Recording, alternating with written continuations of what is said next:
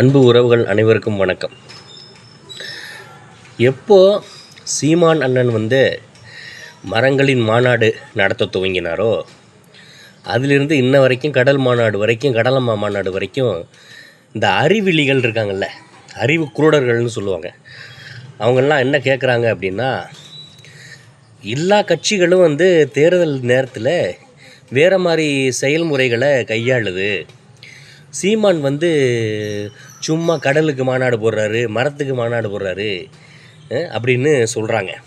அவர்களுக்கான காணொளி தான் அது. ஏன்னா இத்தனை நாள் பார்த்துக்கிட்டே இருந்தோம். நமக்கு தெரியும், இந்த அறிவியலிகள் நம்ம என்ன தான் சொன்னாலும் ஏற்றுக்க போகிறதில்ல, புரியாது. ஆனால் இதை தப்பாகவே பேசி பேசி பேசி பேசி பரப்புரை பண்ணி சீமானின் பெயரை கெடுக்கிறது, இந்த மாதிரி வேலைகளை செய்கிறாங்க. அதுக்காக இந்த மாநாடுகள் எதற்கு தேவை அப்படிங்கிறத சொல்கிறதுக்காக தான் இந்த காணொளி. மரம் அது வரம், எல்லாத்துக்கும் தெரிஞ்சது தான். நம்ம கார்பன் டை ஆக்சைடை வெளியிடுறோம், மரம் ஆக்சிஜனை வெளியிடுது. இந்த மாதிரி நமக்கும் மரத்துக்கும் இயற்கையாகவே உள்ள ஒப்பந்தத்தில் தான் நம்ம உயிரே வாழ்ந்துக்கிட்டு இருக்கிறோம் அப்படிங்கிற ஒன்று இருக்குது.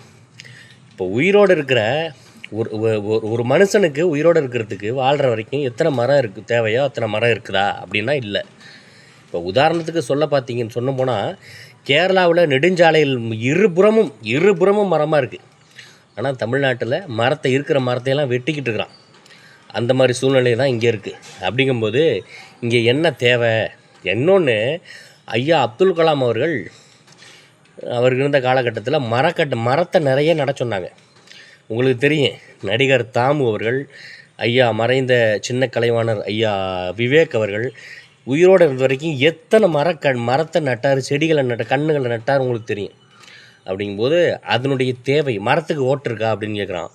மரத்துக்கு ஓட்டு இல்லைடா, ஆனால் ஓட்டு இருக்கிற எல்லாத்துக்கும் மரம் தேவை. அப்படிங்கும்போது இதை புரிய வைக்கிறதுக்கு மரங்களின் மாநாடு. அடுத்து மாடுகளுக்கு மாநாடு. இப்போது வகுப்பு வாரிய திருத்த சட்டம் வந்தோடனே, மசோதா வந்தோடனே, திருத்த சட்டம் வந்தோடனே எல்லாருமே எதிர்த்து போராடுறதுக்கு, இஸ்லாமிய மக்களுக்கு வகுப்பில் இந்த வகுப்பு வாரிய சட்டம் பண்ணாக்க அந்த இடம் பிற ஆட்களால் கையாளப்படும், அப்படி எடுத்துக்கப்படும் அப்படிங்கிற ஒரு அச்சத்தில். அதே மாதிரி தான் இந்த பஞ்சமி நிலம் அது எப்படியோ அது மாதிரி தான் மேய்ச்சல் நிலம். இந்த மேய்ச்சல் நிலம்ங்கிறது இருந்துச்சு, ஆனால் இப்போ இருக்கா? அது ஆடு மாடுகளுக்கு உள்ளது தானே. இந்த ஆடு மாடுகள் மூலியமாக எவ்வளவு பெரிய பொருளாதார பெருக்கம் இருக்குது. அப்போ அந்த ஆடு மாடை மேய்க்கணும்ல, இப்போ அதுகளுக்கும் சேர்த்து பேசணும்ல.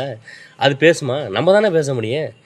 அதுக்காக அதனுடைய அவசியத்தை சொல்லணும் அப்படிங்கிறதுக்காக ஆடு மாடுகள் மாநாடு, தண்ணீர் மாநாடு. உங்களுக்கு தெரியும், 30 வருஷத்துக்கு முன்னாடி தண்ணீர் எப்படி குடிச்சிக்கிட்டு இருந்தோம், இப்போ எப்படி குடிக்கிறோம்னு. மனிதன் வாழ்வதற்கான முழு ஆதாரம் தண்ணீர். அந்த தண்ணீர் விற்பனைக்கு ஆகிடுச்சு. அதாவது தண்ணி பிரச்சனை எவ்வளோ, கர்நாடகாவில் தண்ணி வரல, எவ்வளோ பிரச்சனைகள் இருக்குது. ஆனால் அந்த தண்ணி இன்னமும் இந்த கார்ப்பரேட் நிறுவனம், பெப்சி, கோக், இந்த மாதிரி நிறுவனம் இருக்கான்ல, கின்லே, அக்வாஃபினா, அவன் மட்டும் தொடர்ந்து உறிஞ்சி விற்கிறான். அப்போ அதாவது மக்கள் ஆல்ரெடி ஏற்கனவே தண்ணிக்கு பஞ்சம் இருக்கும்போது இவன் மட்டும் உறிஞ்சி விற்கிறான். இந்த நிலை இப்படி விற்கணுமா இல்லையா மக்களுக்கு? இதெல்லாம் எந்த அரசியல்வாதி பேசுகிறாப்ப? அதாவது நம்ம வாழ்கிறதுக்கு இங்கே என்ன தேவை? முதல்ல காசு, பணம் எல்லாத்தையும் சம்பாரித்து வச்சுருந்தாலும் அடுத்த தலைமுறை வாழ்வதற்கு இந்த மண் இப்படியே விட்டுட்டு போகணும், இந்த வளங்கள்லாம் இப்படியே விட்டுட்டு போகணும். அதை செய்யாமல் நீங்கள் என்ன பண்ண போகிறீங்க? அதுக்கு அதை சொல்லி புரிய வைக்கிறதுக்கு மாநாடு, தண்ணீர் மாநாடு. இப்போ அடுத்து கடலம்மா மாநாடு. கடல்னு அதாவது இப்போ விவசாயம், கடல் ஒரு விவசாயம் மாதிரி தான் கடலும். இப்போ கொல்கத்தாவில் வெஸ்ட் பெங்கால் இருக்குல்ல, மேற்கு வங்காளத்தில், அங்கே உள்ள பிராமணர்கள் கடல் புஷ்பங்கள்னு சொல்லி மீன்களை உண்ணுவாங்க. அந்த அளவுக்கு எப்படின்னா, ஒரு மனிதனுடைய உணவு பொருளாதாரத்தில் உணவை 30% கடல் பூர்த்தி செய்யுது. அப்படிங்கும்போது அது எவ்வளோ முக்கியம். அதே மாதிரி கச்சத்தீவு, அது எதில் இருக்குது? கடலில் தானே இருக்குது கச்சத்தீவு அரசியல். எல்லா தேர்தல் அறிக்கையிலையும் திமுகவோட தேர்தல் அறிக்கையிலையும் கச்சத்தீவை மீட்டெடுப்போங்கிறீங்களே, அது கடலில் தானே வருது. அப்போ கடலில் மாநாடு போட்டால் என்ன பிரச்சனை? மீனவர்கள் இதில் வர்றாங்க. மீனவர்களுக்கு வாழ்வாதார பிரச்சனை நீண்ட நெடிய ஆண்டுகளாக இருக்கே. இதை தாண்டி அந்த கடலில் உள்ள பவளப்பாறைகள் எப்படி அழியுது, இந்த இந்த மாதிரி அறிவுபூர்வமான விஷயங்களை எவ்வளவோ கடல் மாநாட்டில் பேசியிருக்காரு.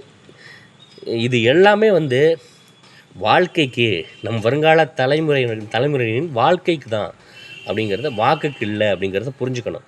இந்த மக்கள் எப்போவுமே இதெல்லாம் தெரியாமல் நீ எனக்கு ஓட்டு போட்டால் எனக்கு என்ன இருக்குது அப்படிங்கிறது தான் சொல்லுவார் அண்ணன் சீமான். அதற்காக இதெல்லாம் புரிஞ்சிக்காமல் எப்படி நீங்கள் வாக்கு செலுத்தி பிரயோஜனம் இல்லையே, அதுக்காக இதை புரிய வைக்கிறாரு. இதுக்கு மாநாடு எது தேவை, அடுத்த தலைமுறைக்கு எது தேவை, மக்களுக்கு எது தேவை, அதுக்கு இந்த மாநாடுகள்லாம் நடத்தப்படுது. அதனால் தற்குறிகள், அறிவிலிகள், அறிவு குருடர்கள் புரிந்து கொள்ளணும். நன்றி, வணக்கம்.